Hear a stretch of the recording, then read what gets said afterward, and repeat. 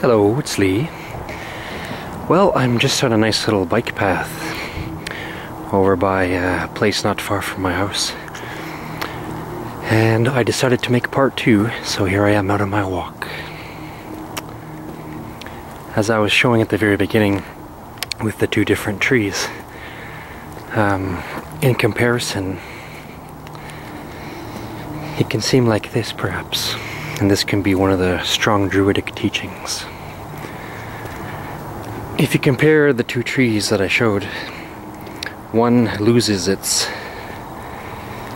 vivacity, so to speak, and becomes, as it were, somewhat dormant in wintertime.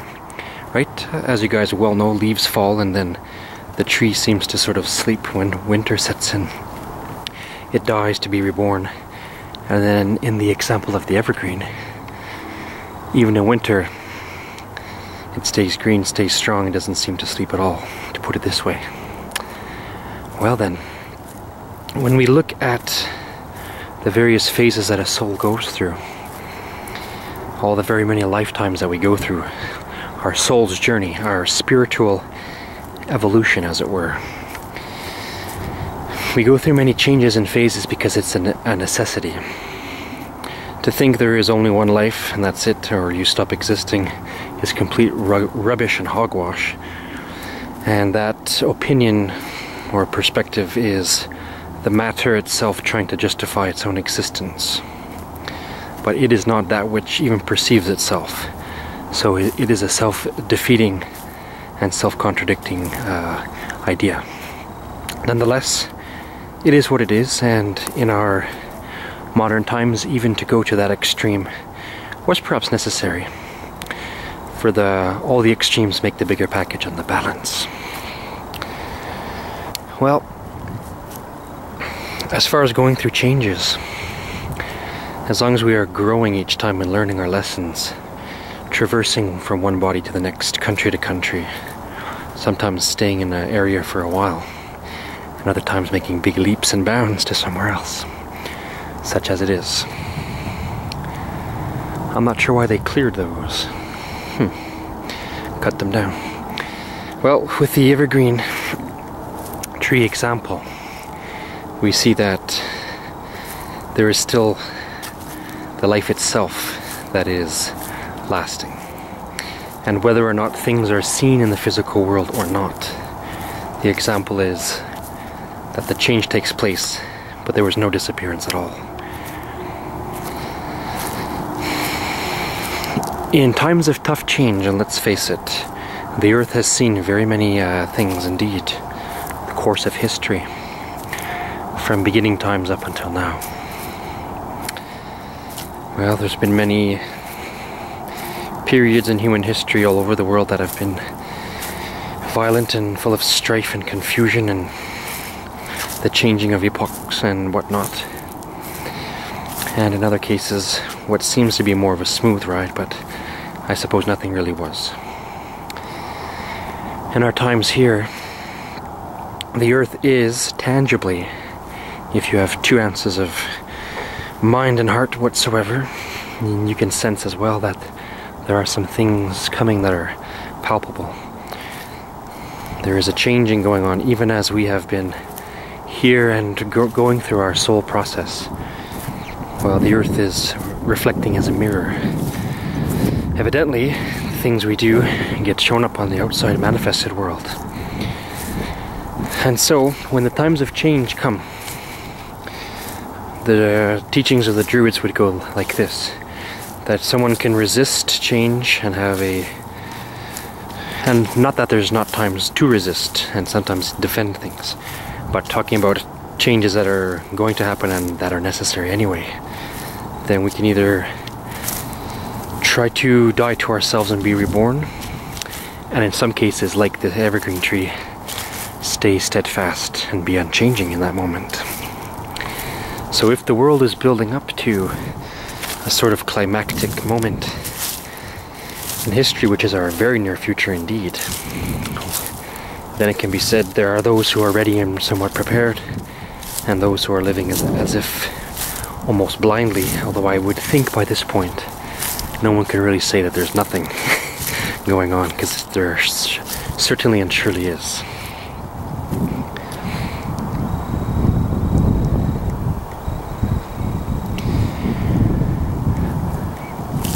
We are certainly made of the same components, the same elements that are found in nature are found in our bodies. Earth, air, fire, wind, ether, etc. And all of these in a combined state have made up the totality for the body itself, but that does not mean the life thereof. And yet what we can find in nature is certainly that which is also beyond, because there are the purposes, the hints, the secrets, the messages of that which is found in the everyday thing that is seen. Now, I don't mean to speak cryptically, but what I'm saying is, while we can see, yes, there's a tree, yes, here's some grass and fallen leaves, everything is a story. I'm sorry if there's a bit of muffling from the wind. I'm gonna have to leave the area of the sort of a bit of a field here in with the water, so I hope it's not too windy.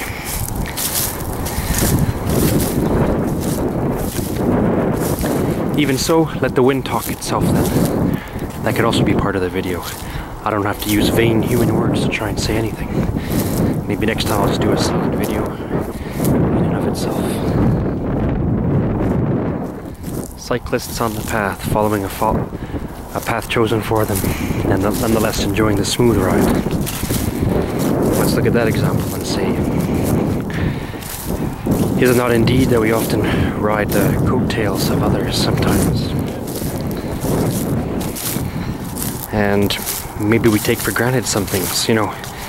We think of people that came and did something, you know, building of the houses, the making of this long bike path. When we go on it, do we thank the ones who built it? Maybe yes, maybe no. A big part of our, what we can say is our earth lesson, is to surely learn an appreciation. We're led to get so caught up in our own thoughts and little bubbles, but now, whether we like it or not, there are some lines that are drawn, and we either passed into something or we stayed a bit ignorant of it, perhaps.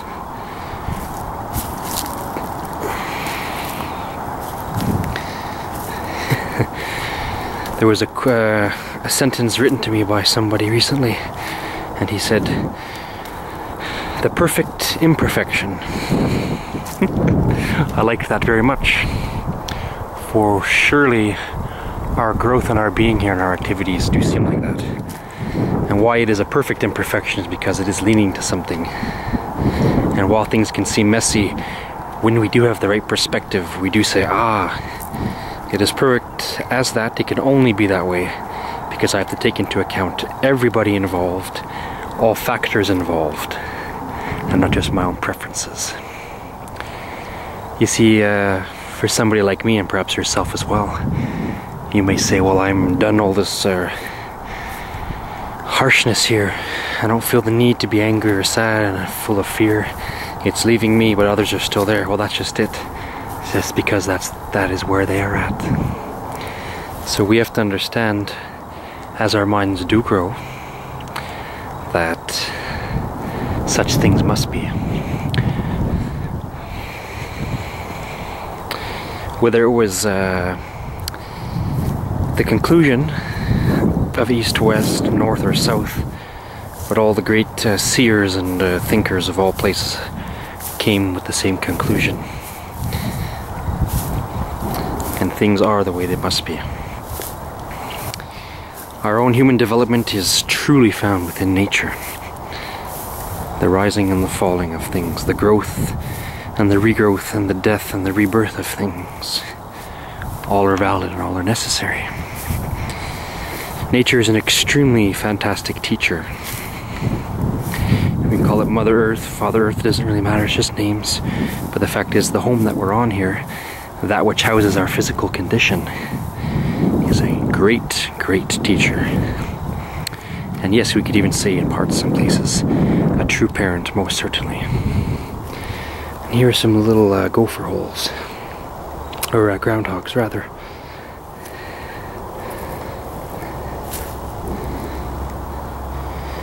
We all live in our own cave, in our own sanctuary, so to speak, whether both internally and as well externalized, or one or the other. And whether we like it or not, we're forced to come out of our holes daily or from time to time and do some activity and do some things for survival, do some things for our learning. Some of these smooth stones are very nice, I find here.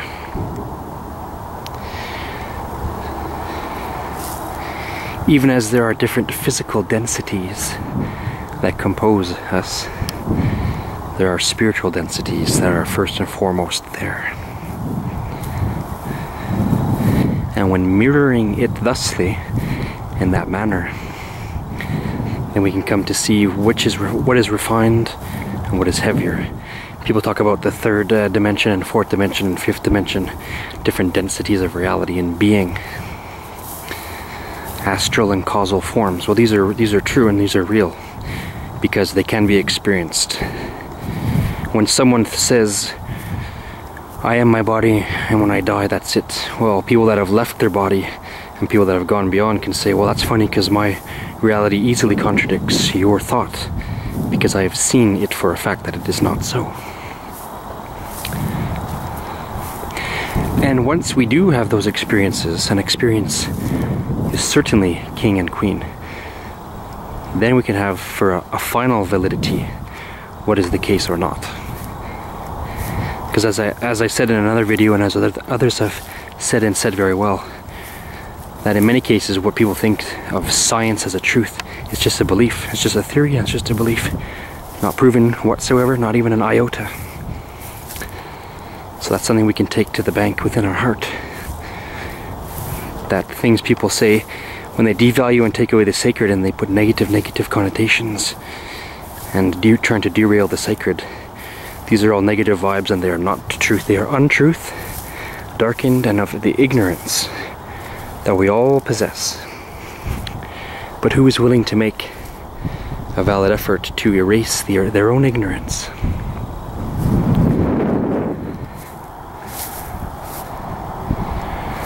Basically, it can be fairly said that we are all in this together, and as it were, as one. And who has come to realize this? And who has decided to stay in a small, fearful shell? Because sometimes we'll need to be provoked out of ourselves, and sometimes we'll have to stay in such a mode until, as it were, being forcibly pushed. Hello. Say hello to YouTube. Well, considering these things, we might opt to have the opinion and the attitude that there is such a thing as an awakening. And as if rubbing our eyes from sleep, we can truly have, with our greater awareness and understanding, a more vivid, clear picture of a bigger thing. I'm sorry if it's a bit windy. It's hard to get outside and not have some, such as it is.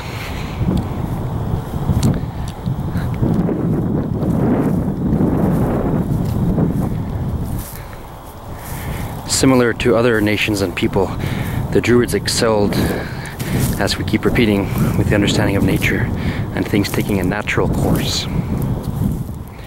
Even a tall, proud tree, for example, can resist the axe blow for a time, but eventually it will fall, for an example.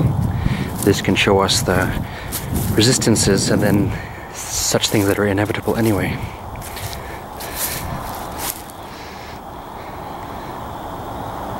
The tree can, in its form of wood, can float on water. The tree takes life from water and sunlight. The tree can also burst into flames with the power of fire and become fire, turning to smoke, turning back into the air. we are also like this, composed of the similar elements. And the harmony in things that coexist and interbalance and give us the appreciation of the big picture.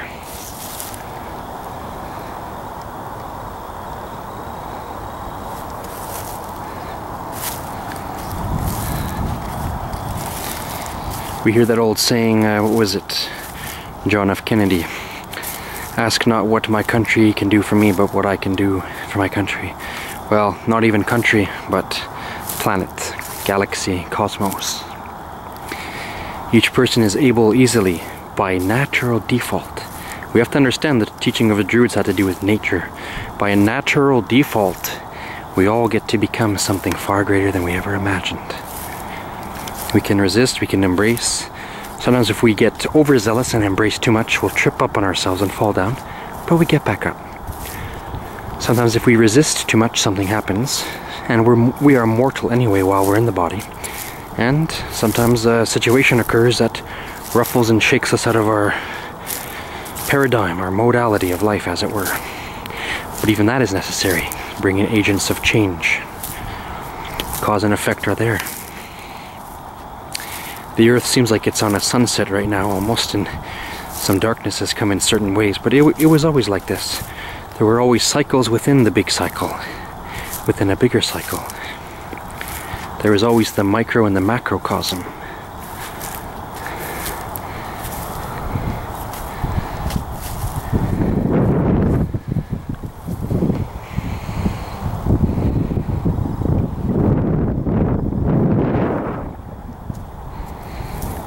Again, I'm sorry for the wind. I'm trying to aim the camera in such a way, but it's difficult. I suppose next video I'll have to go in the deeper woods, have a little more shelter from the wind.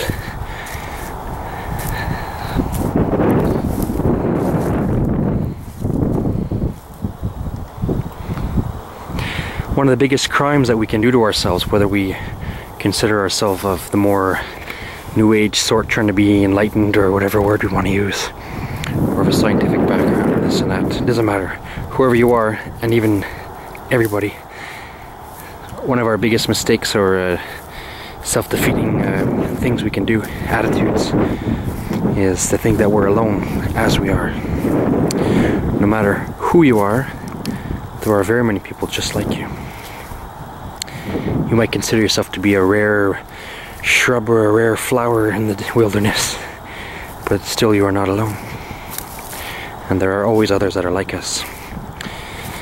Perhaps it might be said we need to go in the same spiritual climate in order to find our friends, surely. But for people that are following the wind of wisdom and open-heartedness, well, we are instant friends, aren't we? Because we've gone through all that negative self-suppression, which can be enacted on others and can cause us problems and a lack of harmony.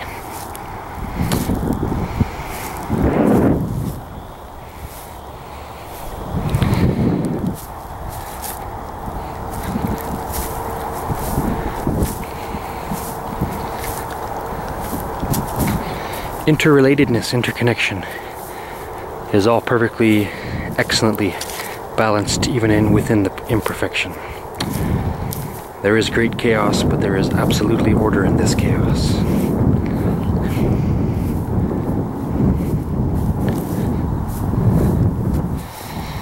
Similar to how karma works and how actions and reactions form, we understand if you take something like a small snowball and roll it down a hill, it could turn big. It could cause an avalanche. A small rock dislodged from a cliff could fall and set off a chain reaction, movement, sounds, a cacophony of just what seems to be disruption.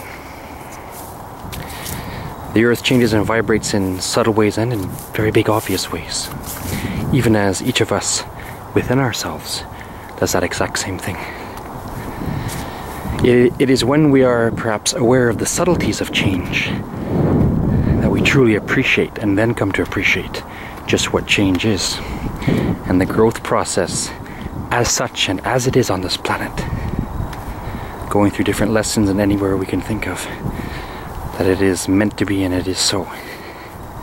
It does not mean that those who caused some bad things are not going to certainly go through the same, because they will.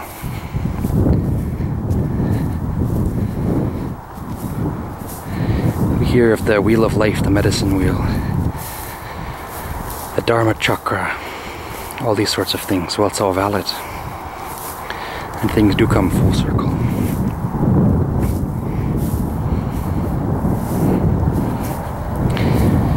I had read that from a book, and how did the author word it? There was a priestess. It was from a fantasy book. She was a priestess and an elf that lived in the woods, one of the wood elves, in a huge, humongous forest. And there was a paladin looking for enlightenment and the blessings. It was sort of like a King Arthur searching for the Grail, sort of looking for Excalibur type of thing. And anyway, let's call her the priestess, the oracle, whatever she was exactly. They were talking about life, the value of a soul, the value of a person. Simply to say, each and every single person is as important as the whole entire universe, and simultaneously is as worthless individually in comparison, like a piece of grass. So take that as you will, just meaning to say we are all of that source. We are all the universe inside of us as well, and we are worth it that much. At the same time, each one of us compared to all the others is worth nothing if it had to come down to it. So I hope you understand what I'm trying to say and what they tried to say. So basically, being a wood elf, that was basically a lady druid, if you'll allow that term, certainly, and that was exactly the gist of it. That was one of the highest realities to understand.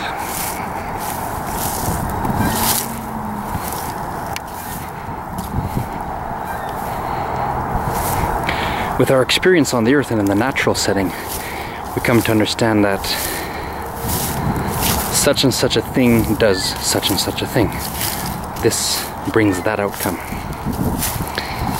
And we see that while we so-called, experiment with physical reality. But it hits us on an emotional, personal, internal level, absolutely. And that was the very purpose. Now, some people, they seem to get away with a lot, don't they? Get away with murder and all sorts of things, but they don't truly.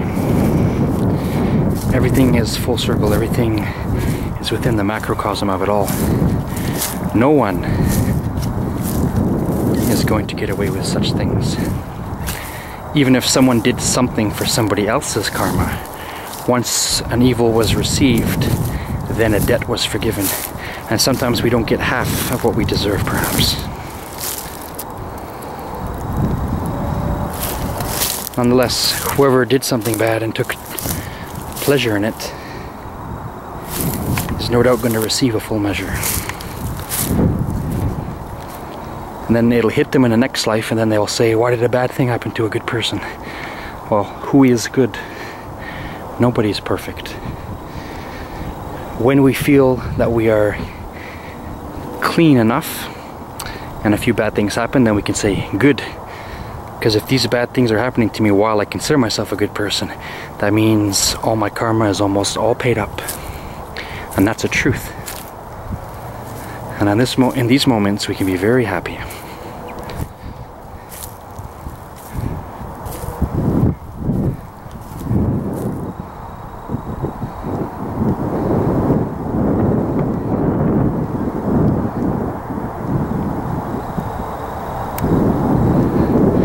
I'm going to propose an old Druid trick that someone can try. You guys can do it right now. It's sort of an interesting perspective. Is to take things in a backwards, upside down view. Literally, and it works great when you have fall time or springtime like it is now in spring here. When you see trees that are barren of leaves. Picture the trees, if you will, like this. As roots. And sky or air is what they are rooted into. And what is in the ground is their up-shooting tree itself, branching out that way. That was a very wise old Druid teaching. Yeah, you can think of roots and that which takes a vivacity and its life from. Now, it's not the tree taking life from sunlight. So the other part of it is alive underground. So sometimes we don't want to look at what's underground. Now compare this very vision of trees upside down, if you will.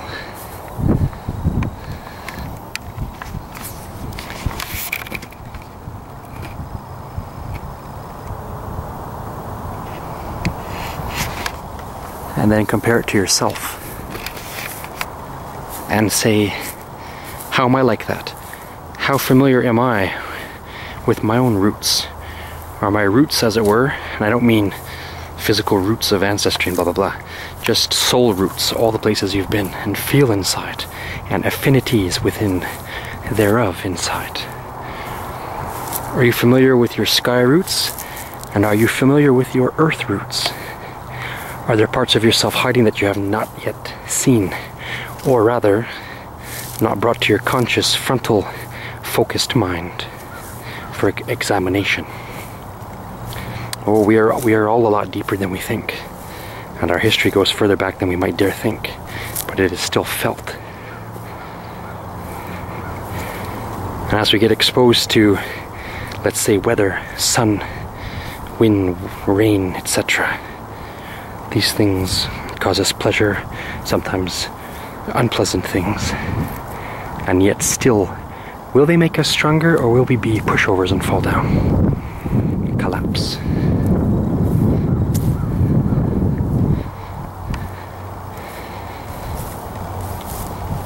Tree wisdom, to use that term, is a very mighty way of the Druids, and probably the heart, one of the greatest, innermost hearts, the heart of the Druidic ways of understanding.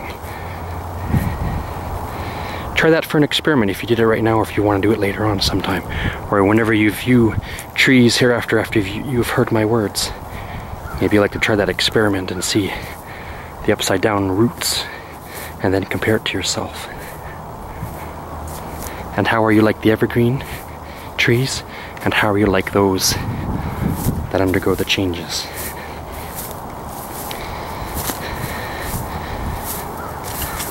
A boreal life, inner life, temperate, deciduous, etc. Well, my friends, signing off for now then. It's turning into a lovely sunny day. The wind is dying down a little bit. I wish you to have a glorious moment. And please remind yourself too that if things are tough on you at certain parts, know that it was for making you stronger and for broadening your understanding and appreciation. And if you cry for the pain of others, then truly you are a beautiful soul, moving far beyond selfishness. Such things are, such things be.